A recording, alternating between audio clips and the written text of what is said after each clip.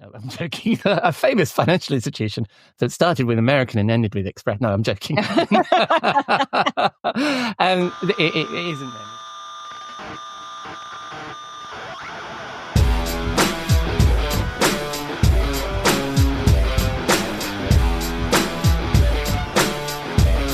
Hello and welcome to episode 262 of the Rockstar CMO effing marketing podcast, a proud member of the Marketing Podcast Network. Hope you're well and you're staying as sane as you feel you need to be. I'm your host, Ian Truscott. I'm not a rockstar, but I am a CMO. And on this podcast, I chat with a band of marketing chums who share their marketing street knowledge, which I hope will bring out the rockstar marketer in you. This week, it's my chum, Cathy McKnight, chief problem solver at the Seventh Bear in our marketing studio.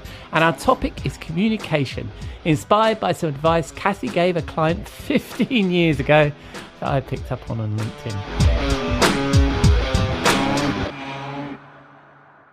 But first, we need to pay the bar tab. I'll be back in a moment.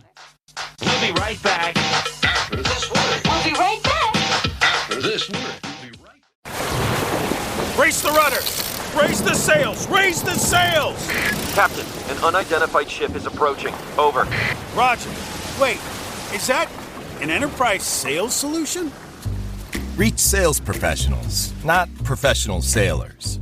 With LinkedIn ads, you can target the right people by industry, job title, and more to reach the professionals who are more likely to find your ad relevant. Plus, with 1 billion members on LinkedIn, that means you'll have access to 130 million decision makers and 10 million C-level executives. That's a lot of millions of the right people. Get started today and see how you can reach the right buyers with LinkedIn's enhanced targeting tools. We'll even give you a $100 credit on your next campaign. Go to linkedin.com/MPN to claim your credit. That's linkedin.com/MPN. linkedin.com/MPN. Terms and conditions apply. This episode is brought to you by State Farm. From your morning podcast to your afternoon playlist, State Farm knows you personalize your entire day. And that's why State Farm helps you personalize your insurance with the State Farm Personal Price Plan. It offers coverage options that help protect what you care about most at an affordable price just for you. Like a good neighbor, State Farm is there. Prices vary by state. Options selected by customer. Availability and eligibility may vary.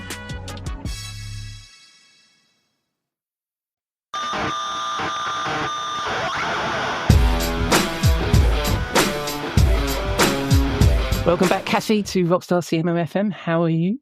I am well. How are you, Ian? I'm always good when I'm talking to you, mate. Aw. And how is the weather in sunny Toronto? Oh, we have some sunshine today, still under about 3 feet of snow, but it's the weather is getting warmer. So we've got a little bit of yo-yo weather these days, early March. You get into the pluses and things start to melt, and then it drops drastically by 20, 30 degrees and everything freezes and it's treacherous, and then it goes up. But the deltas that get lower get less and less drastic. So we're on the upswing now. It sounds lovely. I mean, I think your weather in Toronto is similar to the weather that I used to experience on the northeast, right, of America. Yes. When I lived Yeah, there. it would be very similar. Very, very similar. And I remember those days. And one day you can go out in a t-shirt, the next day, no, you cannot. Maybe not a t-shirt. I'm exaggerating a little bit there. Oh, no. No, people will be out shortly. As soon as it gets into a steady sort of 10 degree or 50-ish degrees, clothes that you would never think of wearing at that temperature in like October. In March, suddenly it makes sense. Not for me, I think, but for others. It's the same here because we've had a few sunny but cold days, right? Or warmer days, but still cold. Yeah. And there are people out in their t-shirts. And I think what they're trying to do, they're trying to will the summer to happen. Yes. They want that by just sheer force of optimism. Yep. I'm okay with that. Oh, that's fantastic. Well, that's it's always the nice thing about us English and you Canadians is we are both obsessed by the weather. Yes, we are. Be that good or bad. Sorry, audience. Which and there's another thing that I don't know whether we're obsessed by it, but certainly I think one of the things I picked up on LinkedIn. I'm going to we practiced this just a moment ago, and I'm going to say her name wrong, but you replied to a mutual connection that we have that we both know. I think she's like a director of product marketing now. Correct. She used to be an analyst at Forrester when I knew her. Anjali Yakundi? Anjali. Anjali. I've bugged it up again, haven't I? Yeah, Anjali. you did. That's okay. She'll appreciate that you tried. No, she won't. She'll hate me. I told you that when she was an analyst, I had an unfortunate AR call where she just didn't get along with the CEO that I was working with. And I don't think it was her fault. So I would hope she doesn't remember me from then. Anyway, Anjali was talking about communication about emails, wasn't she? Yes. And you mentioned in that conversation an email 101 how-to graphic. And you created this for a client, and you did it 15 years ago. I did. And the client, is it a lady? I don't know whether it's a lady or man. A client from a major financial institution. Yeah. This is where you give away the initial. No, I'm joking. A famous financial institution that started with American and ended with Express. No, I'm joking. It isn't them, is it? I mean, it is not them. No. But and they still use it, apparently. Yes, what I gathered from the LinkedIn profile. So so I think this is really interesting because we're not taught these kinds of things. Anjali is a senior person, writes good stuff, and yet she was saying the importance of learning about how to do email correctly, and it's a bit of a 101 topic. So tell us about that graphic. What is it in there that the client from 15 years ago still loves? So it's amazing, Ian. And this wasn't even a supposed to be part of the deliverable with the work that I was doing with them at the time. Mm-hmm. But what I was finding was, one, communication in general was just suffering, as it is today, right? It's one of those things where we come into the workforce, and I don't think it's really changed. I think it's been like this ad infinitum since we walked away from a machine and started working behind a desk, is that there's just this assumption that you know how to do things. It's like, oh, this is going to be great. And all of a sudden it's sit in front of you and you have to figure it out. You know, how many people were ever taught how to use email? How many people were actually taught how to use like MS Word or PowerPoint or any of those things, right? You kind of figured it out. And so this email, it was a desk drop. And we printed it out. It was a half of, so it was, I guess, 11.5 or 5.5 by 8 double-sided. And, you know, on one side it was take a snapshot of what an empty email looks like with arrows and saying, okay, you know, this is the people who you need to know or action on it. CC, these are the people where it's just FYI, right? BCC, don't ever use that. Like, that's just nasty. And, you know, it's, you know, you just don't kind of thing, right? And then, you know, structuring the email body is, you know, tell them what's coming in terms of, you know, your action is required, or in the subject line, you know, action required for your reference, time sensitive, you know, give them an indicator. And I still do this today with my emails. It's like, okay, action, like, I need you to do something. Tell them from the very get-go, right? And then the body of it, you know, this isn't, emails have turned into a replacement. People send emails instead of having meetings. People send emails constantly as a CYA. So they make them these long, you know, recently I had a client who had sent me a draft of an email she wanted to send her senior manager. And as soon as I opened it, I emailed her back, or I said, hey, let's get on a call. So we quickly got on a call. I said, if I were her, I'm not reading this email. Yeah. It was 5 paragraphs long with no bullets. So I said, it's too much. Yeah. Well, you know, email is not meant as a documentation reference, right? Like it's a communication tool. So in any case, it's what I haven't found. I promised Anjali I would look for the electronic version. I know where the paper version is. I still have a copy of it. So, but it's still, you know, it hasn't changed. The use of email is still, the fundamentals are the same as they were, you know, 35 years when it dropped, or 40 years ago when it started. Yeah, and I think one of the things that's changed is we now have the expression "too long, don't read," don't we, Tilda? So I think that, you know, to your client, that feels the need for that amount of detail, it's often a good idea just to have the tilde version right at the top. Say, this is it. These are the steps. And if you want more detail, here's 4 paragraphs that I couldn't resist writing for you. So, I couldn't kill my babies on this one. So, Yeah. And it is that thing, isn't it? Isn't there a famous quote where it's it takes more effort to write a short letter than a long one? I mean, that is. Yeah, there's what is it? I would have written you a shorter. This book or this letter would have been shorter, but I didn't have the time. Yeah, I forget. It was a famous author who said that. Yeah, it is a bit like that, and I think that's also that's not. I mean, obviously, 15 years ago, it would be email was the thing we probably needed help with learning how to communicate with one another upon. But I also now see this on other channels like Slack. Like, you've got to figure out what's the best way of communicating with that person. Mm-hmm. So what channel do they like is the first one. So some people still like email. Some people I like Slack. I'm not really that fussed about email anymore. I get so much shit that honestly, if you email me, I'm not going to get to it straight away. But if you Slack me, you probably will. But if you send me a 5-paragraph Slack, I'm going to go, this should have been a meeting. Yeah. But I disagree, Ian. I don't think it's up to the individual. I don't think we should be saying, oh, you know what? I know Ian's not an email fan, so I'm going to Slack him with this information. Or I know, Robert is super busy, so I'm not going to text him. I'm going to send him an email so he can get to it later, kind of thing. As an organization, as a business, we need to put process and structure around the tools that we have and when best to use it.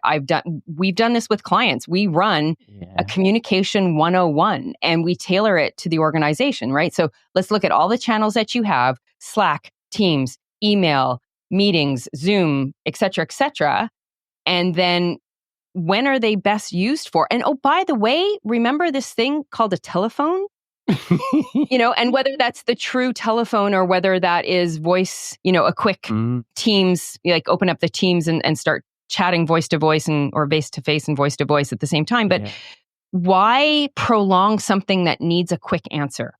That doesn't need to be document. Hey, that could be a Teams. Do you have this doc XYZ? Yes, great. Can you send it to me when you have a chance? Great, super. So rather, the answer, that is now closed for you as a to-do, right? It is now sitting with the other person. They know they have to do it. You're moving on. So that's a great venue or channel for that, right? But from conversation, pick up have a conversation. Yeah. Not everything has to be a cover or what, right? So it's about businesses taking the time to look at what they have in terms of comms and tools and channels, and then saying, best practice is we use this for this, and get everybody on the same page so that you don't have to manage 14 different things, because when you need something, it's going to it's going to be here. If you're looking for something else, it's going to be most of the time there. I love obviously I walked right into that. Of course, there needs to be a process across the whole organization, and it's tuning into the communication culture and forming the communication culture of that organization, right? It's because some organizations will naturally use email, Slack, and all the different channels in different ways. And, you probably wouldn't call a developer on the telephone because, they just freak out about talking to another human being. I don't know. There are some gregarious developers and maybe slightly different, but again, I think you can. I think as an organization, you can say, here are our preferred. You can't dictate. You can't make somebody do something, right? No. So here are our methods of communication or use of channels for X. And then it's up to the sub teams to decide as a team, as a collective. So as far as coding and whatnot. But I'm sorry, that's another thing where we have not done a good job on are the communication skills, right? So aside from writing clear and concise emails, what about actively listening? What about constructive feedback? What about having difficult conversations where it doesn't escalate and cause tension? Yeah. Right? Where you can disagree about something and then go and grab a coffee, because work is work. You don't have to agree on everything. You're not married to the person. Even then, you don't have to agree. I mean, these are all life skills that we're not taught, right? And they should be, everybody should have to go through this kind of communication training and what it means and how to work with the different personality types, introverts, extroverts, detail-oriented, big picture. I mean, that's what I was just thinking about. I was going to ask you what your opinion of that is. Well, firstly, I feel like I'm an extreme narcissist for expecting people to communicate with me the way that I prefer. 100%. So, we've had that conversation before too. No. So I take the slap on that one. I'm really sorry for anybody who tries to communicate with me the way that I don't like it. I really don't like people phoning me out of the blue, to be honest with you. I'd rather book a meeting, but that's just me. I'm an introvert. But also are you a fan of these organizations that do that kind of, I mean, it's normally larger organizations that do this kind of personality typing in order to improve the communication between the teams? Whereas, I don't know enough about this stuff, so I'm just going to use the wrong terms, but this person is a blue person. So I know that I need to contact them, when the moon's halfway up, and I do that via WhatsApp on a Tuesday. Yeah. So I had the unfortunate situation very early in my career. It was what I'll call my first real job, where I was last in, first out syndrome. So after, I think it was 10 months, I got packaged. I got my first package to leave an organization when I was 24. Good Lord. Yeah, I know, right? And part of that was career placement services with a large firm. And I did an extensive Myers-Briggs. So not the, take 10 minutes and figure out. This was, I don't know, it was like 300 questions or something. They double check, they ask the same question in multiple ways, blah, blah, blah. Anyways, it couldn't have been more accurate or helpful. Really? Decades later, I still lean into the fact that I know I am an INTJ, which is the lowest percentage of population is an INTJ. Yeah. And not so much that it taught me who I was, but what it did was I leaned into that and learned how INTJs typically interact or what they don't understand about the other ones, right? About the other acronym groups. So any team I have ever managed, the people who work for me as part of my team have always done a Myers-Briggs, whether the company would pay for it or not. Because that helped me understand how to work with them. Where are their challenges? Where are their strengths? What's the best way to convey requirements and delivery dates? And what do they need as far as management? Is it like everyday check-ins? Is it typically more, give them the big picture and what needs to get done and let them roll, right? And I've had all of those kinds of people because as someone who is again, like you, an introvert and does an internal thinking. So I'm processing a gajillion and 4 things before I'll say something. Mm-hmm. I really couldn't, like people who just like when literally, let's just, throw everything out there. And they did used to freak me out because I'm like, oh my God, why would you say that? That's never going to work. Well, they knew it wasn't going to work, but they're throwing it out to get other people to either react to or guide them. Okay, that's not going to work. Great. We're moving. I find them super helpful. Long, long way. Some of them discs, which is the color one, I think. Not a huge fan. They're a bit squishy. But the Myers-Briggs and the Strength Finder, I think, are 2 of the best things anybody can do for themselves early on in both their post-secondary as well as their career to give them some guidance and really let them lean into the stuff that where they excel. Yeah, I did the Myers-Briggs thing ages ago as well, a couple of decades ago probably. And I've now got a doubt about which one I am now because I thought I was INTJ, but then you're saying that's really rare. And what would be the chance of 2 INTJs meeting each other on the same podcast? So I'm going to dig out. I'm going to dig out what I actually was. I'm sure I started with I. But one of the things that came out of that process that kind of scarred me for life was you are an introvert, but you get energy from people. I'm like, how fucked up is that? That's not right. How can I be an introvert that gets power from people? I'm never going to be happy. So I basically consign myself to the fact that I'm never going to be happy. Well, that's kind of sad. How can you be an introvert? Like, I don't know. So I've actually, there's a bit of truth in it because yes, I am introverted, but once things get cooking, then I'm, you probably wouldn't know that I was an introvert if I was, in a room of people. But that initial part, being in the room of people, isn't very good. And then at the end, I'm like, oh, that was all right. You know what I mean? So, but also true introverts can just sit there on their own, can't they? And just don't need anybody. Yeah. I would guess that you were probably a mid-level, a mid I to E, definitely an N, but I would say you're an FP. That sounds familiar. I would be. I like the idea of having F in there, but that's just me. Because being an INF in P sounds fantastic. Well, there you go, right? I love it. Perfect. I was wondering how this conversation would go, actually, because I thought, well, we picked on email as a topic, and it's actually pretty good. And I like where this has gone. But just to take you a little bit back, okay, because my career started in the civil service, and so therefore I did get management training, and also my dad felt that he was that management was a profession. That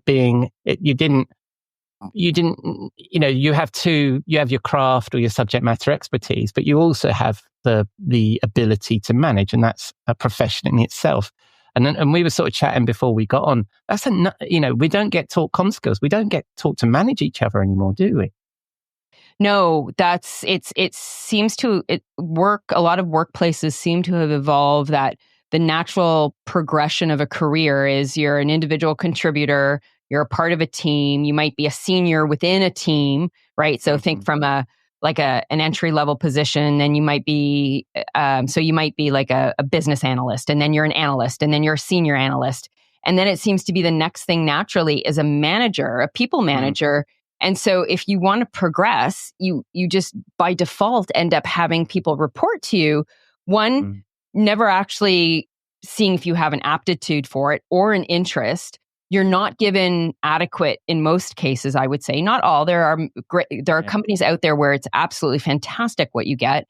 But generally speaking, and then you're given people to manage. You're not taught, okay, now that you're a people manager, your job has changed to where you're not just about executing. You now have a responsibility to those people who report into you about their career and about teaching them things. And it just becomes this really weird cycle. I'm going through it with a client now where there are people who, for their team, and not the whole company, but that just their particular team, is if they want to progress, they have to become a manager. They are not people managers. They will not do well, pure and simple. But they have the other choice is to leave the company. I actually worked with a company that was putting in a lot of these kind of HR functions, and they actually built a progression where it was like two paths. So it meant that you could be a senior individual contributor and you would still get your sort of pay grade would go up down that track, and you didn't need to manage people. You were recognized that you're a subject matter expert or you're an individual contributor of some kind. And there was a path for people like that. And I thought that's really progressive because, like you say, and then the other thing is, I've known CMOs that spend probably 99%. They don't really do any marketing anymore. They're managing their agencies, they're managing their teams, they're doing the politics with the C-suite and all that kind of stuff. And, I've never really been attracted to that kind of role anyway, because I quite like having my hands in the marketing dirt, and I wouldn't want to outsource my brain to an agency. But let's not diagnose my problems. But I do think that the further up the greasy pole you get, the greater amount of contribution you're making to that organization is by being a good manager. By that is your craft now. Yeah. That's interesting. So back to your, so we keep going back to things. So if we just close the circle on this, the email one-on-one how-to graphic, what would you change 15 years later if you can find that paper version you've got scored away somewhere? I think I would add to the part of what was there is on the backside was when to use email and when not to use email. Mm-hmm. So I would definitely modify that so that the when not to and what not to use it for, such as like documenting everything, covering your ass. I hope I can say that, CYA, if anybody was wondering what the acronym stood for. As well as, what it's best used for and think about the other tools available for these other things, right? So give them the balanced look between email versus, texting in whatever format, whether it's Teams, whether it's Slack, et cetera, versus, collaborating within a document, things like that. Because that's one thing that makes me crazy is when people try and collaborate via email on a document, like hokey dyna. Like there are so many more ways of doing that are like email could potentially be the worst way to do that. Well, the other day I was dealing with feedback on a document in Slack, and I'm like, why don't you just put this fucking feedback in the document? Yeah. You've got a comment about a specific part. Don't make me find it. Just put the comment in there. Just a silly thing. Again, let's not diagnose my problems. So that was fantastic. Thank you very much, Cathy, for that little tour of our hobby horse of comms. How's things going for you? What's next with you? I mean, previously we've talked about some of the webinars that you've run, for example, but what's going on at Seventh Bear? Well, Robert and I are heads down starting to gear up for the start of conference season, vendor conference season, which is the spring versus like content and content marketing and whatnot, which is more the fall. So have a few of those coming up. We are, for anybody listening who attends our monthly webinars that we did during 2024, we are pivoting along with our name in January. So we're going to move to something a little more fun, I would say. So more conversational. Robert and I are working on that currently. So look for something to launch in March. Probably I'll let you, Ian, know so that you can share it as well. Yeah. And awesome. Just building out on Seventh Bear and doing a bit more writing and whatnot. So it's been fun. Splendid. Good show. And will you join me again here on Rockstar CMO next month? I will come back anytime you'll have me. Oh, that's fantastic. Well, then now tomorrow. All right. I'll speak to you really soon, Cathy. Thank you very much for being Thanks, Ian. Cheers. Bye-bye.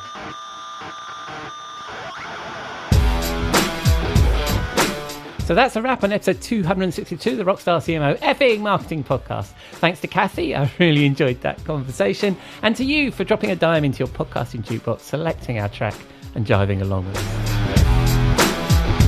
I've been your host, Ian Truscott. You can find links to me, Cathy, and all the links we referred to in the show notes on rockstarcmo.com, where you can also find our blog, newsletter, and all of our previous episodes. We'd love to hear from you, so please reach out via the website or LinkedIn. Just search Rockstar CMO. I'm sure you'll find us. Or just keep listening. I'm glad you're here. The next episode of The Rose of Rockstar with Robert Rose will drop on Saturday. We've already recorded it. I think you're going to like this one. And in the meantime, enjoy the rest of your week. I hope you'll again join us here soon on Rockstar CMO FM.